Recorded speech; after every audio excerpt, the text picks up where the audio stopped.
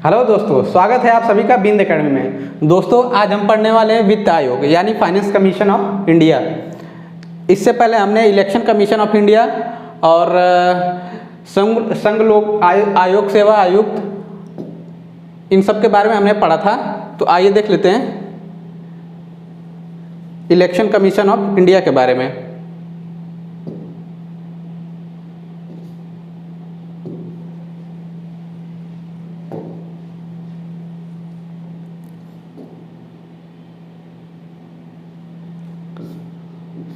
वित्त आयोग, तो आइए वित्त आयोग के बारे में देख लेते हैं।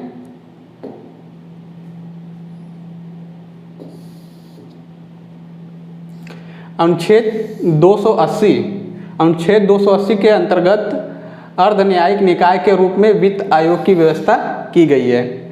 फिर अगला पॉइंट आता है, वित्त आयोग में एक अध्यक्ष और 4 अन्य सदस्य होते हैं।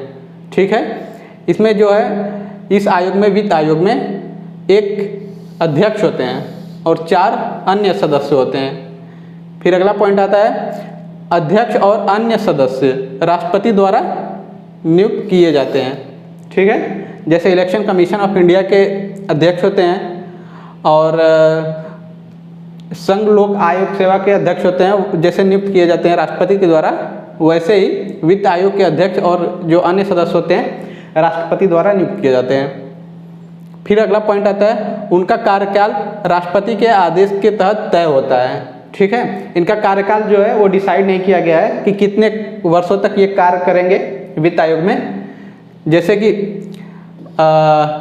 कि इलेक्शन कमीशन ऑफ इंडिया के और संघ लोक सेवा आयोग के अध्यक्ष जो होते हैं उनका कार्यकाल 6 वर्षों का होता है, लेकिन इनका कार्यकाल कोई बताया नहीं गया है, ये राष्ट्रपति के ऊपर छोड़ दिया गया है।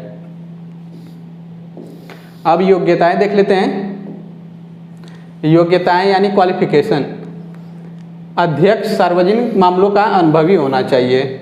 जो अध्यक्ष होता है वो सार्वजनिक मामलों का अनुभवी होना चाहिए। दूसरा है, किसी उच्च न्यायालय का न्यायाधीश या इस पद के लिए योग्य व्यक्ति होना चाहिए। ठीक है, जैसे उच्च न्यायालय के जो न्यायाधीश होते हैं उनकी क्वालिफिकेशन क्या होती है, एकदम सेम वही इसकी भी होनी चाहिए। ऐसा व्यक्ति जिसे भारत के लेखा एवं वित्त मामलों का विशेष ज्ञान होना चाहिए।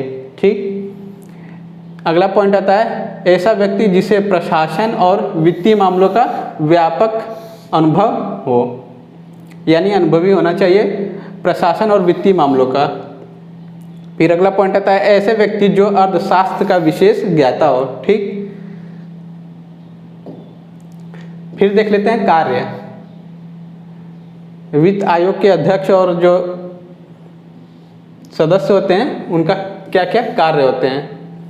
तो वित्त आयोग भारत के राष्ट्रपति को निम्नलिखित मामलों पर सिफारिश करता है। ठीक, यानी कि जो वित्त आयोग होता है, वित्त आयोग के जो सदस्य होते हैं और अध्यक्ष होते हैं, वह राष्ट्रपति को इन जो और नीचे हम पॉइंट पढ़ेंगे उन मामलों पे उनको सिफारिश करता रहता है, यानी सलाह या बताता रहता है, सलाह देता रहता है। तो पहला पॉइंट है, संघ और राज्यों के बीच करों के शुद्ध आगमों का वितरण और राज्यों के बीच ऐसे आगमों का आवंटन। ठीक, जैसे सेंटर और स्टेट के बीच में जो करों का शुद्ध आगमों का वितरण होता है या फिर और राज्यों के बीच ऐसे आगमों का आवंटन होता है, उसको सूचित करता है राष्ट्रपति को।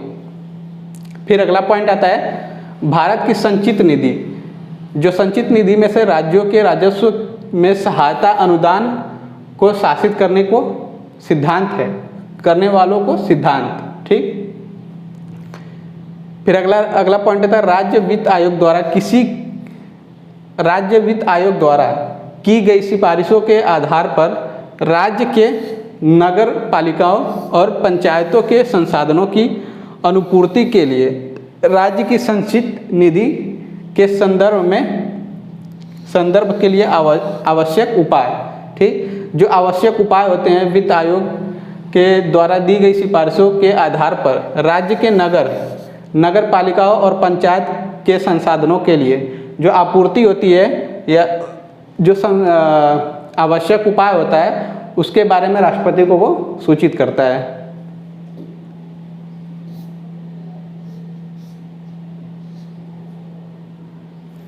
फिर अगला पॉइंट आता है राष्ट्रपति द्वारा आयोग को सुदृढ़ वित्त के हित में निर्दिष्ट कोई अन्य विशेष, ठीक, जैसे सुदृढ़ वित्त के हित में निर्दिष्ट कोई अन्य विषय होगा वो राष्ट्रपति को बताएंगे उसके बारे में। अब देख लेते हैं भारत के नियंत्रक एवं महालेखा परीक्षक, ठीक, यानी सीएजी।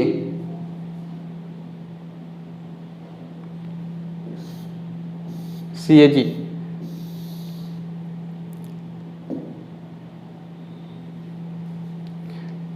सीएजी के बारे में देख लेते हैं। उसका अगला पॉइंट आता है संविधान के अनुच्छेद 148 में नियंत्रक एवं महालेखा परीक्षक के स्वतंत्र पद की व्यवस्था की गई है, ठीक। इसके जो पद के बारे में बताया गया है वो हमें आर्टिकल 148 में बताया गया है। फिर अगला पॉइंट आता है वो भारतीय लेखा परीक्षक और लेखा विभाग का मुखिया होता है, ठीक है। जितना भी लेखा परीक्षण और लेखा विभाग होता है उसका ये प्रमुख होता है यानी मुखिया होता है। फिर अगला पॉइंट आता है यह लोक वित्त का संरक्षक होने के साथ साथ देश की संपूर्ण वित्तीय व्यवस्था का नियंत्रक भी होता है, ठीक है। वित्त का संरक्षक तो होता ही है, उसके साथ साथ देश की संपूर्ण वित्तीय व्यवस्था का नियंत्रक भी होता है।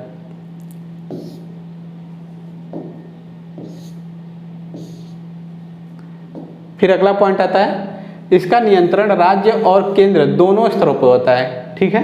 सीएजी का जो नियंत्रण होता है वो राज्य और केंद्र दोनों के स्तरों पर होता है। फिर अगला पॉइंट आता है इसका कर्तव्य होता है कि भारत के संविधान और संसद की विधि के तहत वित्तीय प्रशासन को संभाले। जो वित्तीय प्रशासन होता है, ठीक, भारत के संविधान और संसद की विधि के तहत उसका ये कर्तव्य होता है, उसको संभाले ये। फिर अगला पॉइंट आता है नियंत्रक एवं महालेखा परीक्षक की नियुक्ति राष्ट्रपति द्वारा, ठीक, इसको भी राष्ट्रपति ही नियुक्त करते हैं। फिर कार्यभार संभालने से पहले वह राष्ट्रपति के समक्ष शपथ लेते हैं।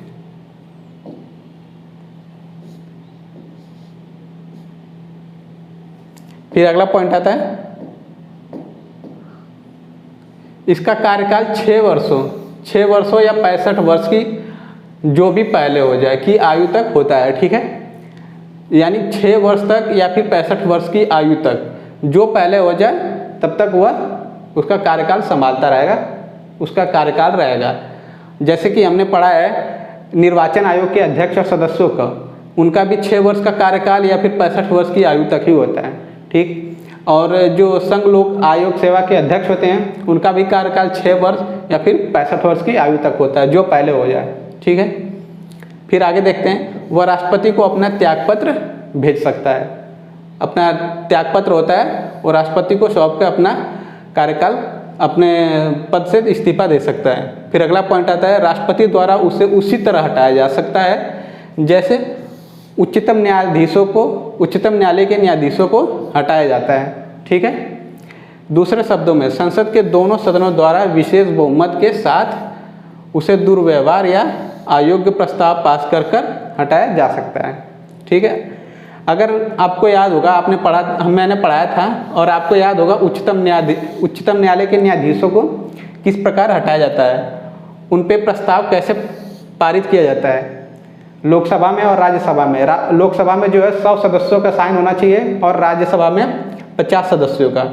फिर साइन करके लोकसभा और राज्यसभा के अध्यक्ष को भेजा जाना चाहिए, ठीक है। फिर उसको लोकसभा और राज्यसभा जो है अध्यक्ष जो होते हैं और सभापति होते हैं उसको शामिल करते हैं और उस पर 3 सदस्यीय समिति बनाते हैं, गठित करते हैं। फिर वो समिति जो है जांच करती है इन आरोपों का, दुर्व्यवहार और अयोग्य क्या। अगर वो पाती है कि दुर्व्यवहार है या फिर अयोग्य है तो उसको 2/3 बहुमत से प्रस्ताव पारित करके न्यायाधीश जो होते हैं उच्चतम न्यायालय के उनके पद से हटा सकती है। उसी तरह इसको भी हटा सकते हैं, ठीक है, सीएजी को। फिर अगला पॉइंट आता है, अपना पद छोड़ने के बाद किसी अन्य पद, चाहे वह भारत सरकार का हो या फिर राज्य सरकार, वह पद ग्रहण नहीं कर सकता। इसका मतलब हुआ कि अगर वह सीएजी के पद से हट जाता है तो उसके बाद वह कोई भी भारत सरकार के अधीन या फिर राज्य सरकार के अधीन जो नौकरियां होती हैं उसमें कार्य नहीं कर सकता।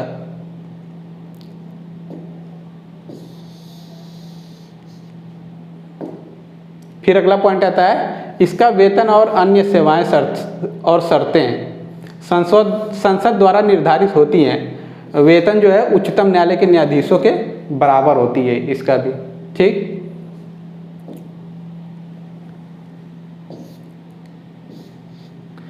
तो आज के लिए बस इतना ही दोस्तों। उम्मीद करता हूँ आपको आज की क्लास पसंद आई होगी, और अगर आपने अभी हमारे चैनल को सब्सक्राइब नहीं किया है तो बिंद एकेडमी को सब्सक्राइब कर लीजिए, और वीडियो को जितना से जितना हो सके लाइक करिए, जितना से जितना हो सके शेयर करिए, और हमें कमेंट करिए। और अगर आपके पास कोई सुझाव हो या फिर इस टॉपिक के रिलेटेड कोई भी अभी कमेंट हो या फिर जानकारी ना मिली हो तो हमें कमेंट करिए, और कमेंट बॉक्स में हमसे पूछिए, हम आपका वह डाउट क्लियर करेंगे। और हमारे चैनल से जुड़े रहिए, अभी सब्सक्राइब कर लीजिए बिंद एकेडमी को, क्योंकि हम आपके लिए और भी अच्छी से अच्छी क्लासेस लाने वाले हैं। धन्यवाद।